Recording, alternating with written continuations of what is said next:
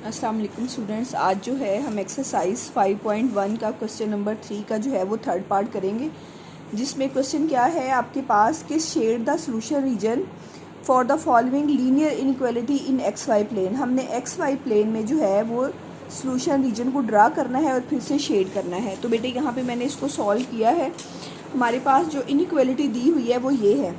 इस इनइक्वालिटी को हमने सबसे पहले इक्वालिटी के साथ एसोसिएट करना है। यहाँ मैंने लिखा है we associate this inequality with, जो इनइक्वालिटी का साइन होगा वहाँ इक्वालिटी का साइन लगाने के बाद फिर हमने क्या करना है, एक्स इंटरसेक्शन के लिए हमने क्या करना है, वाई को इज इक्वल टू 0 पुट करना है। अब हमने वाई इस इक्वेशन में जब हम y is equal to 0 put करेंगे तो हमारे पास 3x minus 0 is equal to 6 आ जाएगा।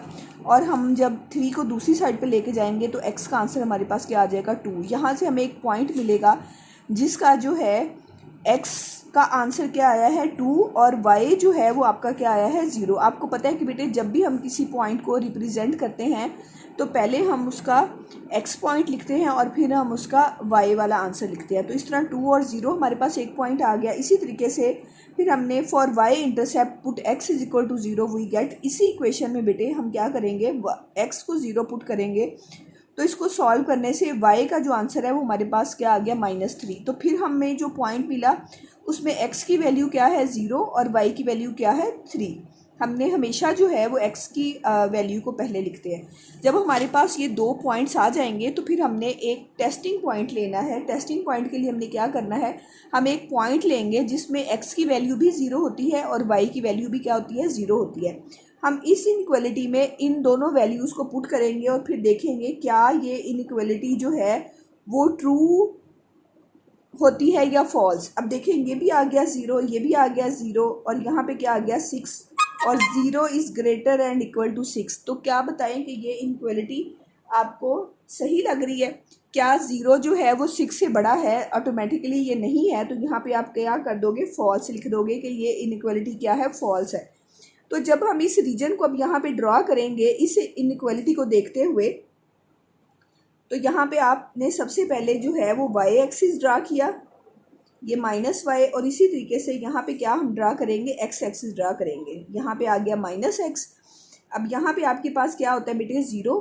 अब यहाँ पे क्या आ जाएगा 1 2 3 4 5 6। दूसरी साइड पे क्या आ जाएगा -1 -2 -3 -4 -5। यहाँ पे +1 +2 +3 +4 +5 और नीचे वाली साइड पे -1 -2 -3 -4 आ जाएगा। अब हमने बेटे क्या करना है, जो हमारे पास पहला पॉइंट हासिल हुआ था 2 और 0, जहाँ पे x की वैल्यू क्या होगी, 2 होगी। ये ज़ाहिर है x एक्सिस है तो ये x की वैल्यू 2 और यहाँ पे जो y है वो क्या होगा, 0 होगा। तो ये वाला वो हमें पॉइंट मिलेगा जहाँ पे क्या है, हमारे पास x की वैल्यू 2 है और y की वैल्यू क्या है, 0 है। और दूसरा जो हमें पॉइंट मिला है वो 0 और -3 है। मतलब x जहाँ पे क्या होगा, 0 होगा और y की वैल्यू क्या होगी हमारे पास -3। तो y की वैल्यू ये है हमारे पास -3। ठीक है। अब हमें एक ये पॉइंट मिल गया और एक बेटे हमें ये पॉइंट मिल गया। यहाँ पे मैं लिख दूंगी कि ये वो पॉइंट है जहाँ 0 और क्या है, -3 है। अब हम क्या करेंगे, स्केल की मदद से इन दोनों पॉइंट्स को हम लोग क्या कर देंगे बेटा, मिला देंगे। ये हमें जो है वो लाइन मिली है 2 0 और 0 और -3। अब बेटे जब ये इनइक्वालिटी फॉल्स आएगी तो मैंने आप लोगों को ये बताया था तो कि आप लोगों ने ये जो रीजन ड्रा करना है वो ये जो रीजन है उससे जो है वो अवे करना है। अब टूवर्ड्स अगर आएगा, अगर ये इनइक्वालिटी ट्रू आएगी तो आपने ओरिजिन की तरफ इसको क्या करना है, कलर करना है। और जब ये फॉल्स आएगा तो आपने ओरिजिन से अवे जो है वो कलर करना है।